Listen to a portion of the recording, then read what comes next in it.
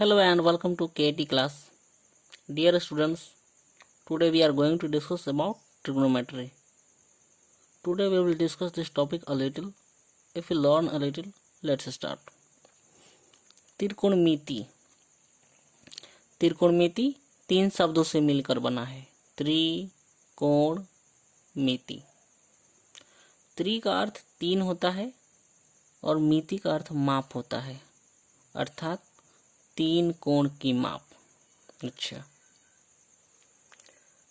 अब ये 3 कोण किस में होते हैं जी? अच्छा, तो 3 कोण होते हैं जी त्रिभुज में. हमारे पास एक त्रिभुज है, त्रिभुज ABC, जिसमें कोण B जो है समकोण है. ठीक है. अच्छा, तो त्रिभुज में आपके 3 कोण हैं, 1 2 3. 3 कोण तो होते हैं, तो त्रिभुज में 3 भुजा भी होती है. ठीक है. जैसे आपकी ये भुजा एक AB, BC और AC 3 भुजा है. अच्छा, तो इन भुजाओं के क्या नाम है जी?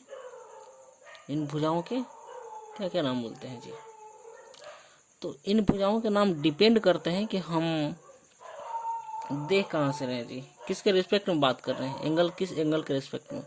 जैसे मैं अगर इस एंगल के रिस्पेक्ट में बात करूं, कोण C के रिस्पेक्ट में, तो कोण C के सामने की भुजा हुआ AB. तो इस कोण के लिए ये मेरा AB जो है लंब हुआ. ठीक है. लंब कौन सा होता है जी? तो लंब आपका होता है कोण के सामने की भुजा. तो कोण के सामने की भुजा लंब कहलाती है. इस कोण C के सामने कौन हुआ जी?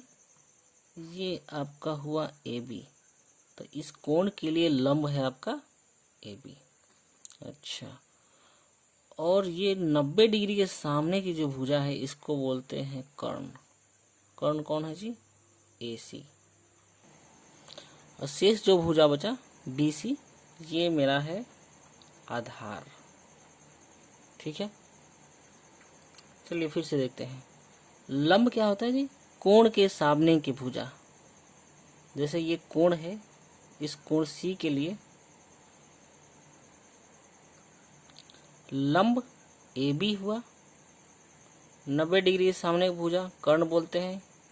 कर्ण आपका हुआ AC, और शेष जो बचा आपका BC, ये आपका आधार हुआ. ठीक है. अगर मैं कोण इसकी बात करूं, कोण A के लिए, तो वही कोण के सामने कौन पड़ा जी? BC. तो इस कोण A के लिए लंब हुआ आपका कोण के सामने की भुजा BC, लंब हुआ आपका BC. 90 डिग्री सामने की भुजा कर्ण, कर्ण आपका हुआ AC, कर्ण AC.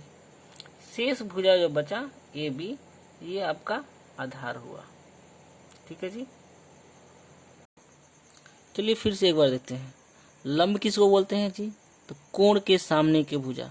जैसे इस कोण C की बात करूं, तो इस कोण के लिए लंब हुआ आपका AB. ठीक है, लंब AB हुआ. कर्ण किसको बोलते हैं जी? कर्ण है 90 डिग्री के सामने की भुजा. 90 डिग्री के सामने आपका ये हुआ, ये आपका कर्ण, आपका AC जो है कर्ण AC. और शेष आधार जी, तो शेष भुजा को आधार, शेष भुजा कौन बचा जी? तो ये आपका BC. आधार क्या हुआ जी? BC. ठीक है. अब दूसरे त्रिभुज में देखते हैं. सेम त्रिभुज है, वही त्रिभुज है.